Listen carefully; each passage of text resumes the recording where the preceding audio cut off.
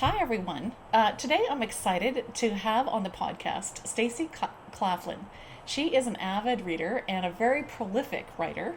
She's written a ton of books in the last 3 years, so many books that have also sold really well, and that she was able to quit her day job in February 2015. And so there's more to her though than writing and reading. She's the mom of two awesome boys that she educates from home. So she's very busy, and on top of that, she enjoys making jewelry and being active outside. And she also enjoys watching shows that are similar to what she writes, with the supernatural, Pretty Little Liars, Lost Girl, and Vampire Diaries. And so that's awesome. That you get inspiration from the shows. That's so great. She's also a thyroid cancer survivor, cancer free since 2008. And so, I mean, that what an amazing story right there. So you can find more about Stacy and her books at stacyclaflin.com. So welcome, Stacy. I'm so happy to have you on the podcast. Thank you. I'm so glad to be here. So, I've just been so inspired. I mean, we were part of Triber's Fiction Writers, so we've kind of, just on Facebook, kind of gotten to know each other, Hmm. and that way. And so it's been really great. I know for me, I've, just learned so much from you. And so, uh, but I I would just wanted other people to be able to hear your story too. So would you just talk about your story, Stacy? How you got started writing? Uh, what was the inspiration that made you believe that you could do this and then do this full time? Would you just talk about that? Yeah, sure. Well, it's hard to say where exactly I got started. I've been writing as long as I can remember and telling stories even before that. I would scare my cousins with these fake stories about cavity monsters and sure I scarred one for life. And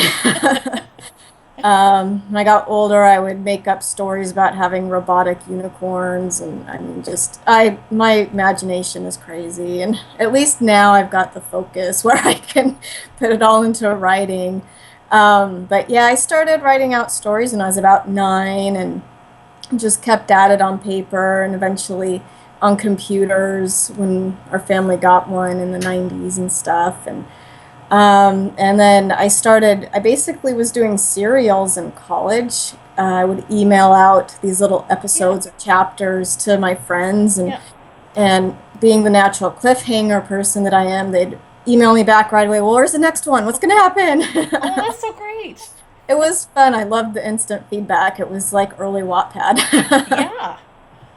Yeah, and then after college, I got married and working, and so I got distracted, life got in the way, and I guess I started to think of writing as, oh, that was just something I did as a kid, and I've outgrown it, and I never had any interest with traditional publishing, so I just figured, well, I guess that part of my life is done. And so for probably 12 years or something, I just didn't write at all, didn't think about it. I stopped reading for a long time, and but then I just really got this bug of there's something missing, there's just something I want to do. And my friends would say, oh, well, start scrapbooking, or, do some crafts or whatever. And I'm not really crafty. I like making jewelry, but I mean, I can't draw. I just, there's it just everything they suggested, even like book clubs, didn't really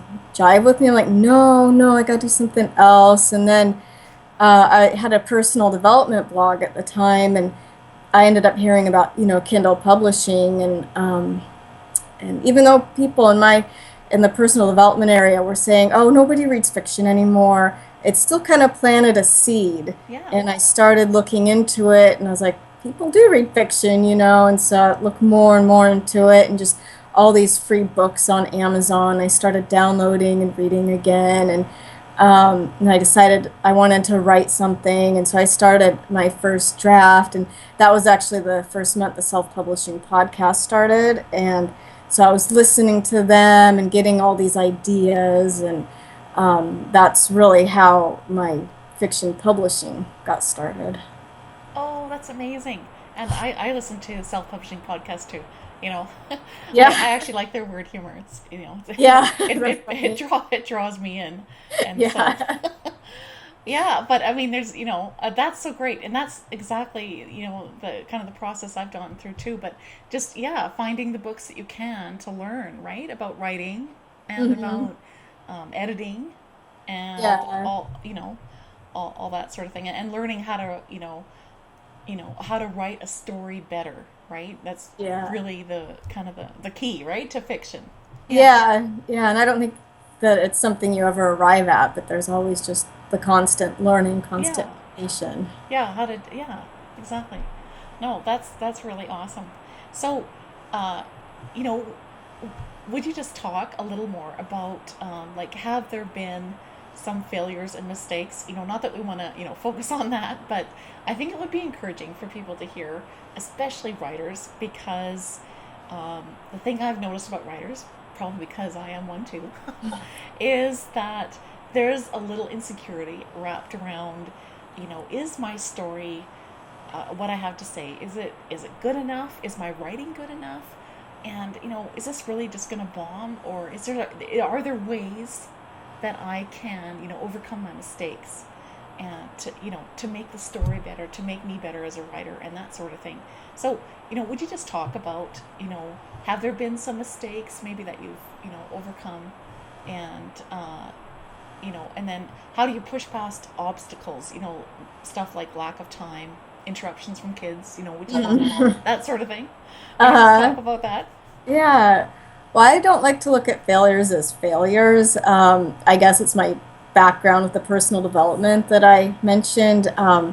I see everything as a stepping stone, Yes.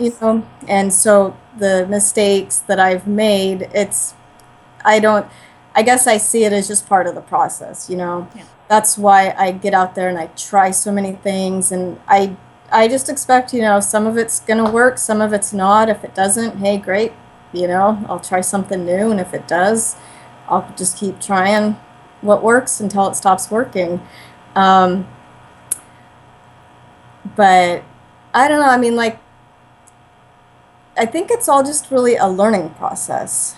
Yeah. Like when I wrote my first book, it took me longer than any other book. I really didn't know what I was doing. I think a lot of writers kind of feel that way, maybe especially with the first book, where you just sort of, you don't have the time. Because, like, I would just try to squeeze it in. I was homeschooling my kids, I was running a daycare, married.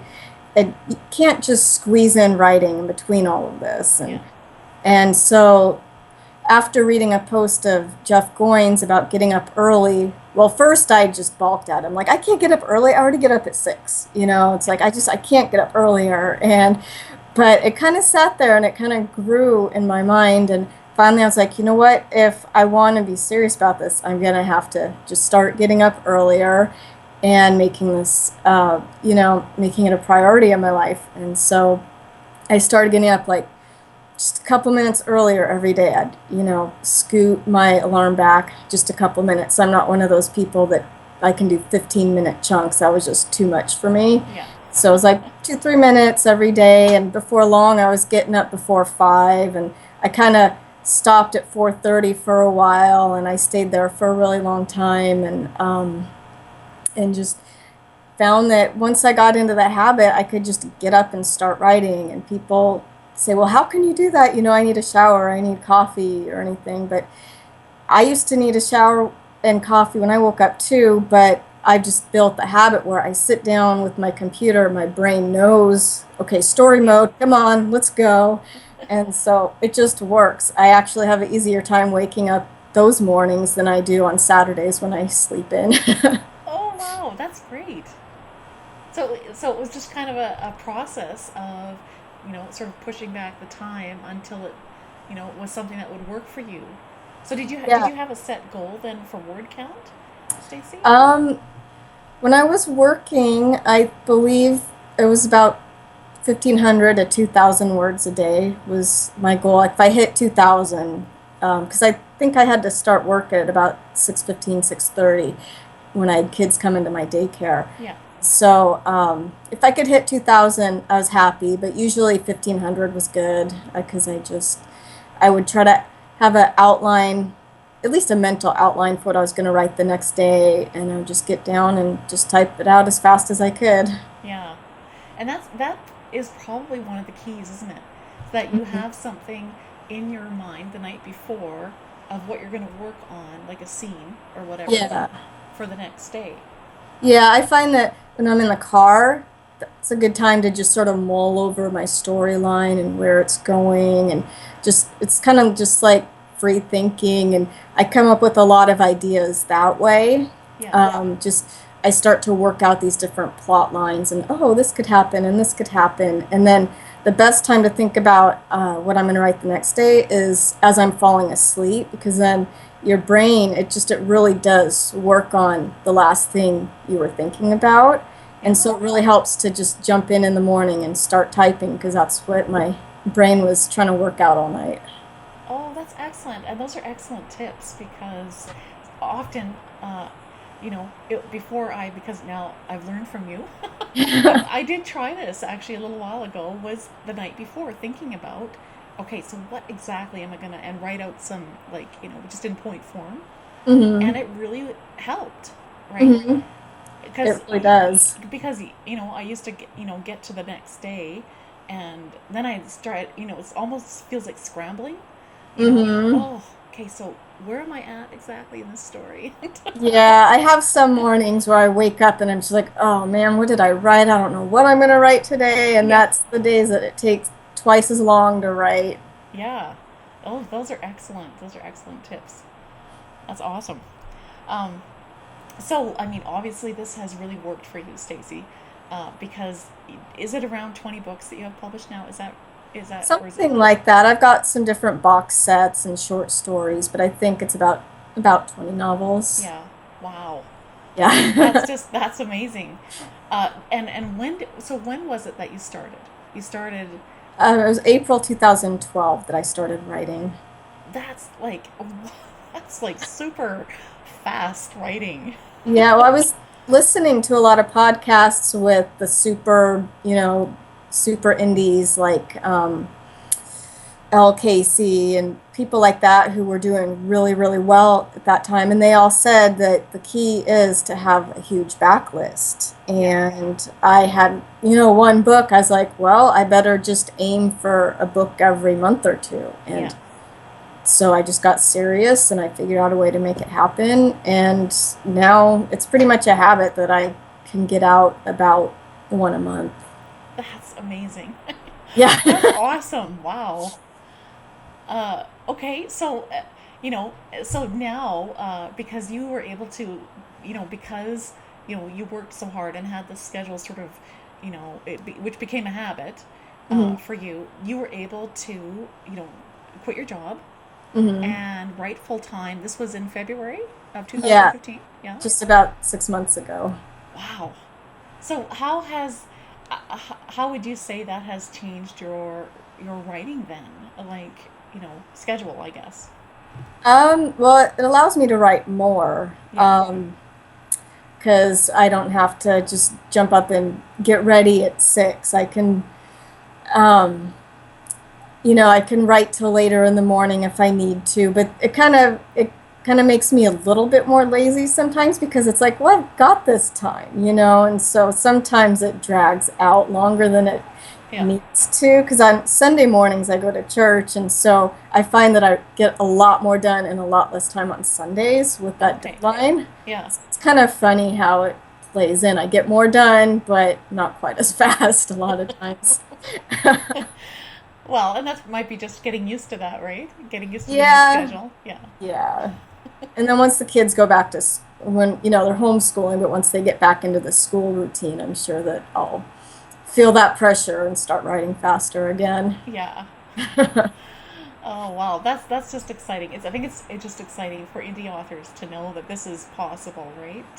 It is. It's You know. exciting. It seems like every week I hear another indie author say, "Hey, I just quit my job." It's amazing how many people are able to make a go at this. That is so great. Wow. So you write in many different genres, like, so you write paranormal, right? Hmm. And you write romance with suspense. What other genres have you? Because you were saying you wrote It short stories too, and that. Yeah, most of the short stories are in the same they're like the same story worlds. But Okay. the three genres I write is paranormal romance for young adults, and then the sweet romance, and then just contemporary suspense. Yeah. And they all kind of go together because I always seem to weave suspense and romance into everything, even if it's not the main focus. Yeah. And I try for happy endings most of the Yeah. time. My cliffhangers don't work out that way. But Oh, I feel like with those three, even though they're different, there's enough similarities that I do have quite a bit of crossover. yeah. Yeah, no, and that's isn't that neat that you can that you can do these different genres, that you don't have to feel like you're stuck with whatever you started with, that you're just stuck forever in that, that you can. Yeah, because I know when I started my first series, the paranormal romance, I kept hearing that, oh, you can only write one genre, and I was like, man, am I stuck with this genre for the rest of my life? Picturing myself at like 65 writing vampires, and but I just decided I watched like Hugh Howey and some others who were doing well with skipping around with genres, and I just decided, you know what, I'm gonna try it too. Yeah. And it seems Yeah. to work. I mean, I probably will do a pen name for some other stuff, but I think these three genres are working well together for the one name. Yeah. Oh, that's terrific. Yeah, that's neat. I know that's right. These other authors have made, have been successful writing in different genres too. So yeah. Yeah, I think a big thing is just the voice. Yeah. As a writer, your voice, it should stay the same, wherever you Yeah. write. I mean, obviously, if you're going to be writing bloody, gory horror, you don't want to publish it under the same name as, some young adult stuff. Or Yeah. so there's boundaries, but as long as you're staying true to your voice and similar enough, I think that it's safe to skip around. Yeah. Yeah, no, those are awesome tips. That's great. So, as you're writing, just if it's okay, we'll just dig a little deeper into the actual story part. Okay. As you're writing your story, can you think of? I mean, I was just thinking, can you think of five maybe important elements that writers should include to make a story that really compels readers, or however many, just some elements that should be included in a story. Hmm. Well, I think one important thing is to know the genre that you're in, because like with the romance, that's the readers are going to have a different expectation Yeah. than suspense or mystery, or because if like I have some readers that cross over that they're my suspense readers, and then they'll read my romance and just, whoa, this is kind of different, and they don't like certain elements. That's just the basic part of the romance genre, and or vice versa. But just respecting the boundaries of Yeah. the genre that you're writing in, but still having enough freedom to do your own thing and have your own voice. Yeah. Yeah. No, Because, that's yeah, I mean, you want to stay within certain boundaries, but at the same time, to be yourself and to stand out. It's a hard balance, but I mean, with enough practice and you've got to read in the genres, then you yeah. can figure it out. Yeah. Writers are creative people. Yeah. Exactly. Yeah. Oh no, that's good. Yeah. So that's really good to write in in the genre, like to write according to, because readers do. I just as myself as a reader, I discover that I do have certain expectations. If I'm reading a historical romance, it'll be different than when I read, because I love reading dystopian too. So Hmm. then I'll have a different expectation for that than I do for the historicals that I read. So Uh, yeah, yeah, yeah. No, that's true. Okay, so that's really good. Are there any other elements that you can think of that that where you've discovered from readers that that you write in your stories that really sort of compel them to read your stories? I think just keeping up a certain amount of mystery, Yeah. uh, which I found works in all the genres I write in, just sort of something that keeps them curious to Yeah. just keep turning the pages and leaving each chapter or as many as you can on like a mini cliffhanger, which I Okay. don't even really mean to do that, but I've had quite a few reviewers say that my chapters are cliffhangers. And I guess I'm naturally a cliffhanger person, but it keeps people turning the pages. Well, that's really good. Well, the curiosity factor, right? That's a big deal, right? Because you're wondering, Yeah. okay, now I can't go to sleep or whatever. You're reading late at night because now I'll find Uh, out what happens. yeah, I love it when I'm reading a story that I'm just dying to know the answer.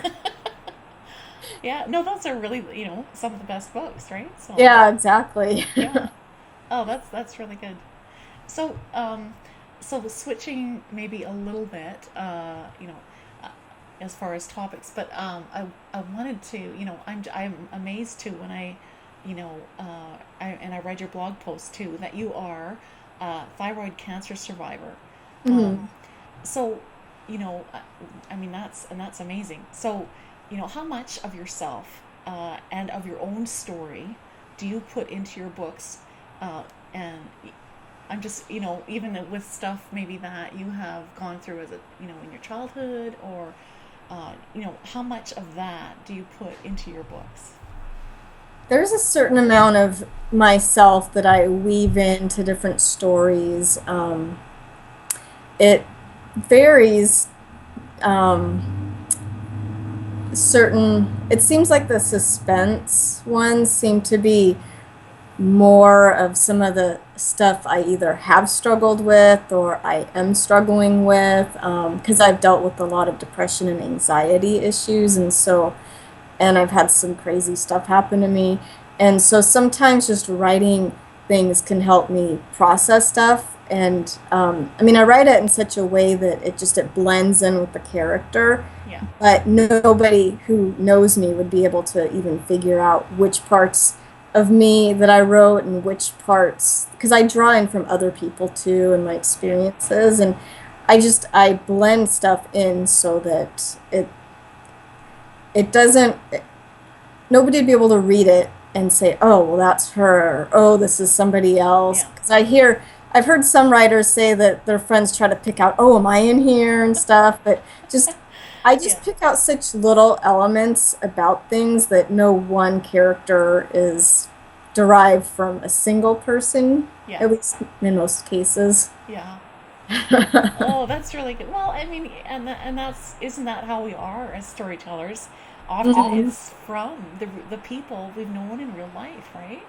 Yeah, because I mean, Right? we have to draw on our own experiences. What else are we going to draw on, really? Yeah. Yeah, no, that's really neat. And that's probably wise just to draw a little bit from each person instead of the whole thing. Yeah. Yeah. Don't want any legal battles. No, that's really good. Well, I love your stories, and I love what was the last one I read? One of your sweet romances with I forget whose story. Oh, it was the doctor. What was the Oh, doctor's okay. name? Seaside surprise. Or So no, I'm sorry. Heartbeats. yes, Heartbeats. and yes, and I love it that you added in there. It was like this mystery where they had to go on a little. It was not really a treasure hunt, more like a scavenger. I don't know. And they were trying to find the mystery, right? Yeah, the 160-year-old mystery. Yeah. So I love that. It's like these surprising elements that you have in your stories, Hmm. and I'm loving that series, by the way. Oh, So thank you. Yeah, I'm having a lot of fun writing it. yeah, and so and the other thing is, those of us who don't live by the water that would love to live by the water, Yeah. when you have sort of beach scenes and that kind of thing, it's really wonderful. Yeah, I can live vicariously through them. Exactly. So, but I really think that's neat when you're, adding so much intrigue, right? But it's still, you're still getting both. You're still getting the romance, and you're still Hmm. getting the mystery and the suspense, right? Which is a wonderful combination. So, Oh, yeah, thank you. Yeah, I get bored if there's not some kind of suspense or something going on. yeah, all right. No, that's really good. So, Yeah. so that and that was the other thing I wanted to sort of, maybe get your ideas on was, you know, what are your tips for creating, good characters and vivid details for your settings? Because I have noticed that in your stories that the characters are, especially the main characters, are really sort of well rounded. You kind of, it pulls you in to their life, right? And the settings are also, I can feel the sand in my toes on the, Uh, on the on the seaside stories, right? And uh, so I don't know, are there some tips that you have for creating, great characters and settings? One thing that I find works really well is picking like an actor or something and having them in mind as kind of like a cast of characters. Oh, And that's cool. so um, that way you have a person with a certain hair color, a certain build, they speak a certain way. You have them in mind as you write it, and you don't completely copy it. The character becomes their own person. But when you have such a vivid um, picture of them, Mm-hmm. it's easy to just get it across because I feel like I'm not really that great at describing things, but I think just little details can really help to bring something alive. Um, like one book I read by our friend Stacy, she has a scene in one of her books, Type and Cross, where the lady's walking down a hall and she describes hearing the heels as she Oh, walks down yes. the hall. Yeah. And that was just like a light bulb moment for me when I read that because the whole scene, this whole character just came to life with this one little description of her heels. I just got this whole vivid picture of that character. And so that's kind of what I aim for is to be able to take little things and then the reader can take that and get their own image Yeah. because I'm not that good at, I don't describe faces, I don't get into big detail, long paragraphs about the sea, but I'd like to give just a little bit so that the reader can take it and make it their own. Yeah. Well, whatever you're doing, it's working because I feel like I'm there. Oh, good. I'm glad. Yeah, no, it's really good, and I remember that what you're saying about Stacy Smith Trollo's book, right? Was it Mhm. yeah, Type and Cross. I remember that the details were great. So, whoever's listening, you should pick up that book too. It's a great description.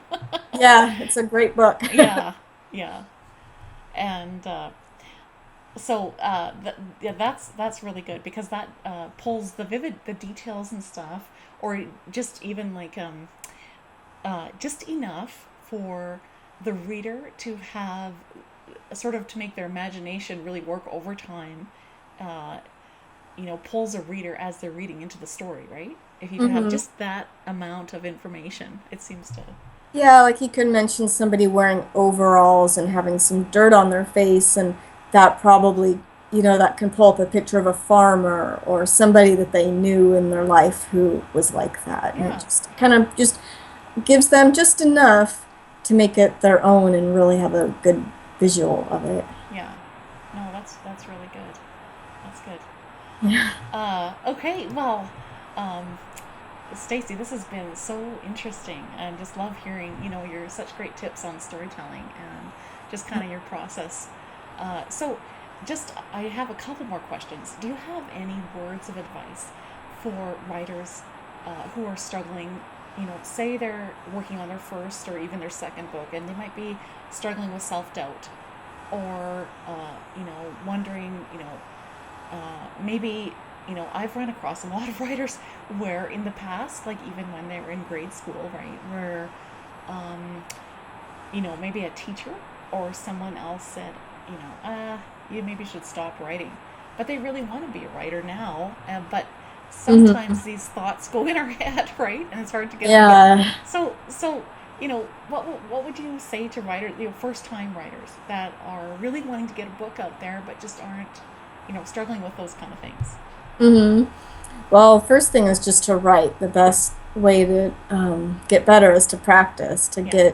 get it out. And people say, you know, you need, what is it, 10,000 words or a million words, or I don't know, to get out of your system before, oh, I can't think of the quote, but I mean, basically, you got to write. You got to get the words out there, get the practice done, get your hours done, and there just comes a point where it becomes more of a natural thing and it Yeah. comes easier. Yeah. And so there's that element, and then also you want to be reading.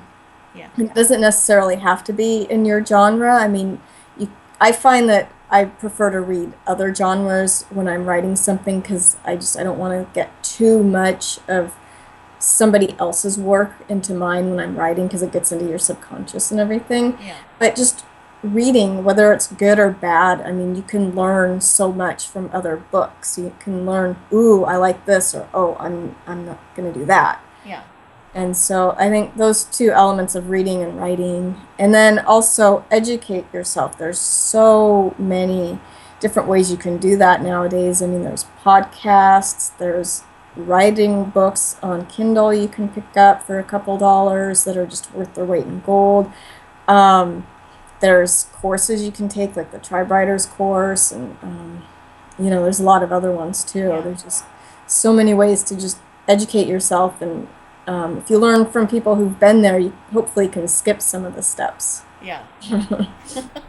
No, that's really good. That's really good. That'll, I'm sure that's a big help for people that are listening.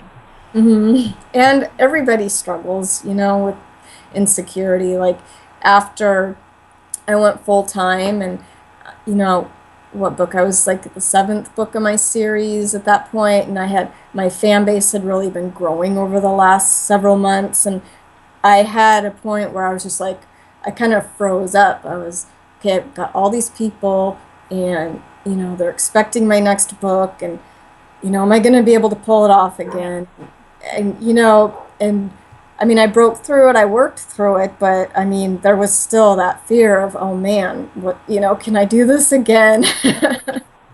Yeah, no, and that actually that totally makes sense, right? Because then you start to have people that more and more people reading your books, and then yeah, because I've heard that before too. Yeah, Yeah, I've heard yeah, Hugh Howey say he was glad that he didn't become an overnight success, that he built it up slowly, and I always kind of thought that was weird. It's like, why wouldn't you want the overnight success? But as mine has been building, not that I consider myself a success, but you know, I'm growing and I'm building, and as these things come up, I can definitely see why I wouldn't want to be slammed with, you know, a million readers waiting for my next book. yeah. Well, you are successful, Stacy. Oh, thanks. Totally. I mean, you're doing this full time. That's exciting. Yeah. No, that's really good. And speaking of books, so I'm sure you have like already stuff on the go. So, would you just tell readers or people that are listening, what are some new books or projects coming up for you, Uh, and where they can find you. okay.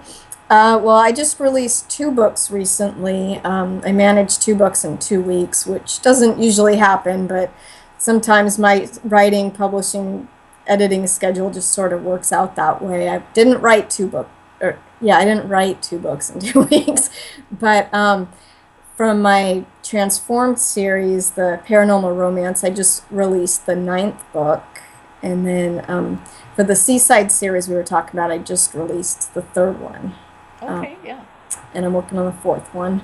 yeah. So those are my two new ones, and then I'm got my Gone series, which is the suspense. I'm going to start working on another standalone from that one.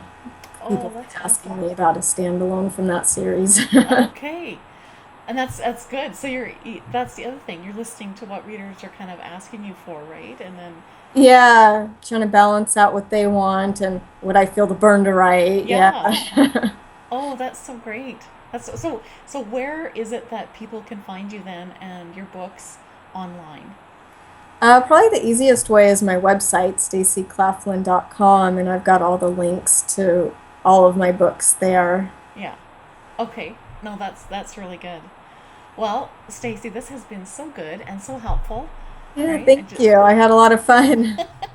Oh, I appreciate all the tips. I think, readers who are also writers who are listening today will have, learn how to tell a story better, and that's awesome. So, thank you for your time.